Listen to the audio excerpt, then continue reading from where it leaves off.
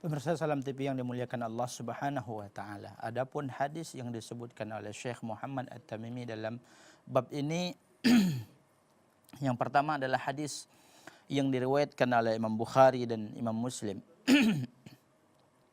dari Anas bin Malik bahwasanya Rasulullah sallallahu alaihi wasallam, Anas bin Malik mengatakan bahwasanya Rasulullah sallallahu alaihi wasallam syujjan nabiyyu yauma Uhud.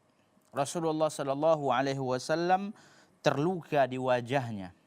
Ya, terluka di wajah dan di kepalanya ketika perang Uhud. Wa kusirat rubaiyatuhu, dan patah gigi gerahamnya.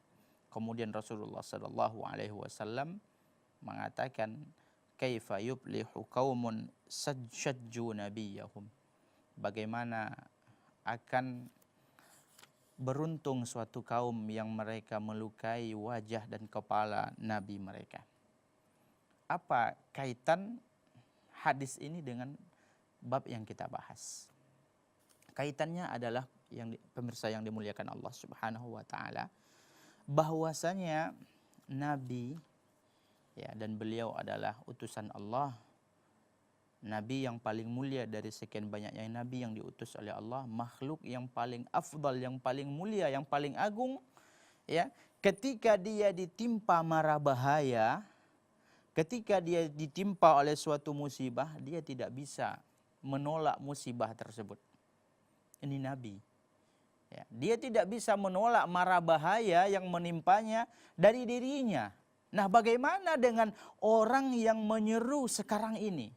Mereka ada sebagian kaum muslimin yang mereka minta kepada Nabi, berdoa menghadap kuburan Nabi, menangis-nangis, ya Rasulullah berikan. Ada seperti itu kita lihat dan kita saksikan di kuburan Rasulullah Sallallahu Alaihi Wasallam ataupun di selain kuburan Rasulullah. Mereka meminta. Kalau seandainya meminta kepada Nabi saja, ya itu tidak akan mendapatkan hajatnya, apalagi kalau seandainya meminta kepada selain Nabi.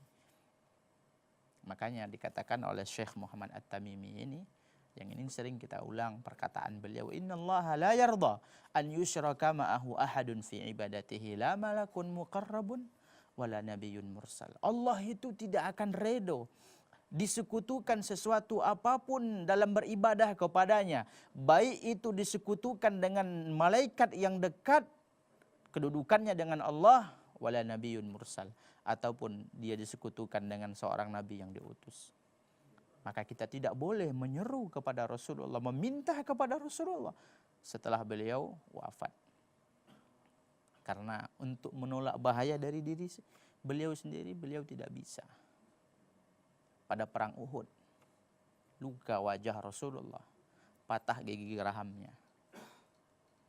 Jadi kenapa masih ada orang yang meminta kepada Nabi, kepada Rasulullah Sallallahu Alaihi Wasallam? Kemudian hadis berikutnya adalah hadis yang diriwayatkan oleh Ibnu Umar radhiyallahu anhu, bahwasanya Rasulullah Sallallahu Alaihi Wasallam, bahwasanya dia mendengar Rasulullah Sallallahu Alaihi Wasallam, annahu sami'a Rasulullah yaqul idza rafa'a ra'sahu min ar-ruku' fi ar-rak'atil akhirah min al-fajr. Beliau Ibnu Umar radhiyallahu anhu mendengar Rasulullah sallallahu alaihi wasallam apabila Rasulullah mengangkat kepalanya dari ruku, ya, pada rakaat kedua pada salat subuh, Rasulullah sallallahu alaihi wasallam melakukan kunut. Ya, ini kunut nazilah, bukan kunut subuh. Dan kunutnya ini doanya berbeda dengan kunut yang dipraktekkan oleh kaum muslimin. Apa doa kunut yang dibaca oleh Rasulullah pada salat subuh?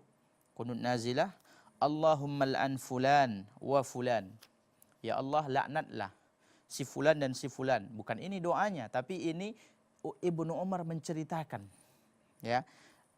Ibnu Umar, ya, menceritakan, yakni yad'u, wa fi riwayatin yad'u ala Safwan ibnu Umayyah.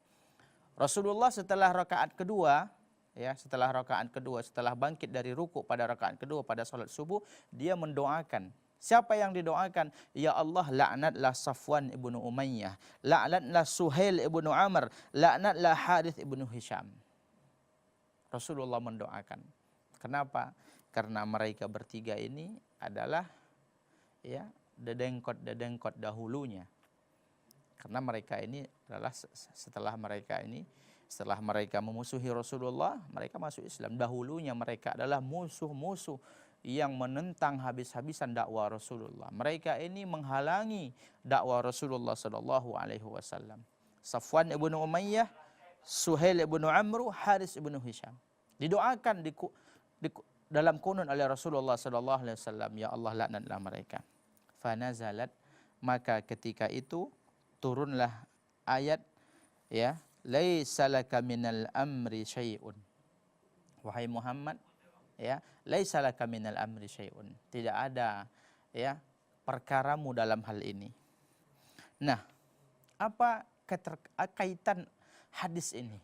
Hadis tentang kunut nazilah yang dilakukan oleh Rasulullah sallallahu alaihi wasallam pada salat subuh ini. Disebutkan ya, annahu lamma adzahu haula'il musyrikun lam yastati' radda adzahum bi nafsihi. Ya. Dikatakan oleh penulis buku kita, ketika Rasulullah sallallahu alaihi wasallam disiksa ya dan diazab oleh orang-orang yang tiga tadi yang telah kita sebutkan namanya, lam yastati', Rasulullah sallallahu alaihi wasallam tidak bisa menolak ya kejahatan, keburukan dan ya azab siksaan yang mereka lakukan kepada Rasulullah. Rasulullah tidak bisa menolaknya dengan sendirinya. Bal laja'a ila rabbih al-qadir. Akan tetapi Rasulullah meminta kepada Allah yang maha kuasa atas segala sesuatu, ala jalbin naf'i wa daf'id dar. Rasulullah minta kepada Allah agar Allah yang ya menghilangkan atau menolak siksaan-siksaan yang dilakukan oleh kafir Quraisy tadi. Ini tandanya Rasulullah tidak bisa ya menjauhkan dirinya dengan sendirinya daripada mara bahaya, daripada musibah, daripada siksaan yang menimpanya, akan tetapi Rasulullah minta kepada Allah. Ini sama dengan hadis yang sebelumnya. Kalau seandainya Rasulullah SAW tidak bisa menjauhkan dirinya dari mudarat dengan sendirinya, bagaimana Rasulullah SAW ya akan bisa memberikan permintaan dan hajat-hajat yang diminta oleh orang-orang yang menyeru kepada Rasulullah. Dan bagaimana bisa orang-orang yang selain Rasulullah, yang dianggap wali, yang dianggap keramat, yang dianggap syekh, ya, bagaimana nanti Syekh Abdul Qadir Al-Jailani yang dia tersebut diseru, diminta ya oleh orang-orang yang melakukan kesyirikan, minta hajat, diminta ini, dia tidak akan sanggup. Sedangkan Rasulullah Shallallahu Alaihi Wasallam ketika dia disiksa oleh orang-orang Quraisy, dia tidak bisa ya melakukan perlawanan, dia minta kepada Allah Subhanahu Wa Taala. Kemudian Rasulullah Shallallahu Alaihi Wasallam ya, ketika mendoakan mereka, ternyata Rasulullah Shallallahu Alaihi Wasallam ketika Rasulullah mendoakan agar mereka ini ditimpa oleh laknat, ternyata ya apa yang doa Rasulullah Shallallahu Alaihi Wasallam tidak dikabulkan oleh Allah Subhanahu Wa Taala dalam hal ini. Kenapa? Karena tiga-tiganya mereka ini semuanya masuk Islam. Safwan ibnu Umayyah masuk Islam, ya masuk Islam ketika ketika Fathu Makkah. Begitu juga Suhail bin Amru masuk Islam. Begitu juga Haris ibnu Hisham. Ya mereka ini semuanya masuk Islam dan mereka menjadi sahabat-sahabat yang berjihad bersama Rasulullah sallallahu alaihi wasallam. Kemudian hadis ketiga pemirsa yang dimuliakan Allah Subhanahu wa taala, hadis yang diriwayatkan oleh Abi Hurairah yang dikeluarkan oleh Imam Bukhari Muslim, bahwasanya qama fina Rasulullah sallallahu alaihi wasallam hina unzila alaihi wa andir ashiratakal aqrabin. Rasulullah sallallahu alaihi wasallam ketika Allah turunkan ayat wa andir ashiratakal aqrabin, dan berikanlah peringatan kepada keluargamu terdekat, Rasulullah sallallahu alaihi wasallam ya berdiri di atas bukit Safa. Qala, dia mengatakan, ya ma'syara Quraisy, Rasulullah katakan, wahai kalian segenap kaum Quraisy, ishtaru anfusakum. Ya, selamatkanlah diri kalian. La ughni ankum minallahi syai'a. Aku tidak akan bisa menolong kalian nanti di hadapan Allah Subhanahu wa taala. Ya Abbas, kata Rasulullah, wahai Abbas, pamanku Abbas ibnu Abdul Muttalib, la ughni anka minallahi syai'a. Aku tidak bisa nanti menolongmu di akhirat. Maka lakukanlah amal saleh. Bertauhidlah dengan yang benar kepada Allah. Ya Safiyah, dipanggil oleh Rasulullah. Wahai Safiyah bin ammata Rasulillah, bibinya Rasulullah SAW. La ughni anki minallahi syai'a. Aku tidak dapat nanti memberikan pertolongan kepadamu di akhirat. Wa ya Fatimah binta Muhammad. Wahai Fatimah, putrinya Muhammad. Salini min mali masyi'ti. Mintalah kepadaku dari hartaku sesukamu. Mintalah dari hartaku dengan apa yang engkau inginkan. La ughni anki minallahi syai'a.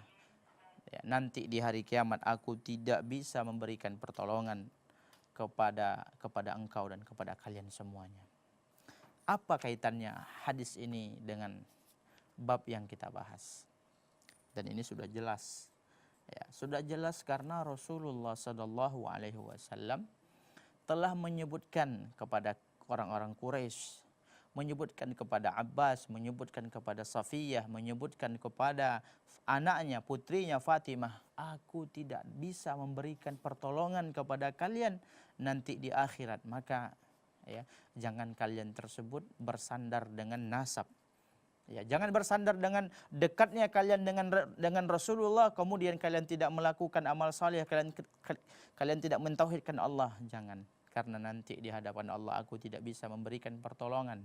Ya, maka mungkin ada yang bertanya, ya, bukankah Rasulullah Shallallahu Alaihi Wasallam memiliki syafaat? Ya, bukankah Rasulullah Shallallahu Alaihi Wasallam memiliki syafaat, kemudian dengan syafaat ini dia bisa menolong ya keluarganya? Jawabannya iya. Akan tetapi anna syafa'atahu hiya amrun minallah ibtidaan. Syafaat yang dilakukan oleh Rasulullah itu bukan dari Rasulullah sendiri. Amrun minallah itu perintah dari Allah Subhanahu wa taala. Ini Allah yang menyuruhnya. Lianna an-nabi la yashfa' fi man syaa. Dan bahwasanya Rasulullah itu tidak bisa memberikan syafaat kepada yang dia kehendaki. Rasulullah itu memang ada syafaat, bisa nanti, akan tetapi itu adalah dengan perintah Allah, bukan dengan dirinya sendiri. Dan Rasulullah Shallallahu Alaihi Wasallam tidak bisa memberikan syafaat kepada siapa yang dia inginkan. Akan tetapi syafaat yang diberikan oleh Rasulullah itu adalah atas izin Allah Subhanahu Wa Taala dan hanya diberikan kepada orang yang diridhai oleh Allah Subhanahu Wa Taala. Maka kalau seandainya keluarga-keluarga Nabi tadi tidak termasuk, ya tidak termasuk, seandainya tidak termasuk orang yang mendapatkan izin syafaat dari Allah Subhanahu wa taala, maka mereka tidak akan bisa mendapatkan pertolongan dari Rasulullah sallallahu alaihi wasallam. Ini jelas bagi kita. Kalau seandainya selevel Nabi saja, selevel Nabi tidak bisa memberikan pertolongan, tidak bisa memberikan hajat kita, maka kenapa kita menyeru? Kenapa kita meminta kepada selain Allah Subhanahu wa taala, kepada syekh, kepada kiai, kepada selain Allah Subhanahu wa taala? Mudah-mudahan Allah Subhanahu wa taala menjadikan hati kita hati yang selalu berharap dan meminta hanya kepada Allah dan menjauhkan kita dari meminta kepada selain Allah. Ini yang dapat kita sampaikan. Mudah-mudahan bermanfaat. Subhanakallahumma wa bihamdik, asyhadu an la ilaha illa anta, astaghfiruka wa atubu ilaik. Assalamualaikum warahmatullahi wabarakatuh. Baiklah sahabat Beragam Muslim yang dimuliakan Allah Subhanahu wa taala, masyaallah ini penyampaian Ustadz Ali Masnur di segmen yang terakhir ini dan menjadi segmen penutup kita mengenai tauhid di dalam kitab Tauhid karangan Syekh Muhammad At-Tamimi. Baiklah sahabat Muslim yang dimuliakan Allah Subhanahu wa taala, semoga bermanfaat dan dapat menambah keilmuan kita dalam tauhid Allah Subhanahu wa taala. Dan tentunya dapat diamalkan di dalam kehidupan kita sehari-hari.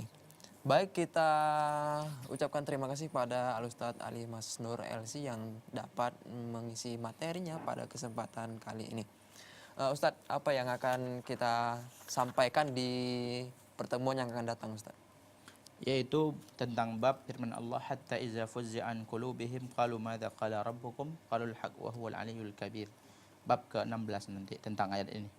Baik, sahabat kaum muslim yang dimuliakan Allah Subhanahu wa taala, itulah tadi yang akan kita sampaikan atau yang akan kita bahas di pertemuan yang akan datang. Tidak terasa sudah hampir selama 60 menit kami menemani waktu Anda, itu tandanya kita akan berpisah dan insya Allah kita akan berjumpa di pertemuan yang akan datang. Jangan lupa tonton dan saksikan terus program kajian kitab Tauhid setiap hari Senin pukul 14.30 hanya di Salam TV, sahabat keluarga muslim. Akhirnya saya Sandi Ali Akbar beserta kru yang bertugas pamit undur diri dari Anda. Subhanakallahumma wa bihamdika asyhadu an la ilaha illa anta astaghfiruka wa atubu ilaih. Assalamualaikum warahmatullahi wabarakatuh.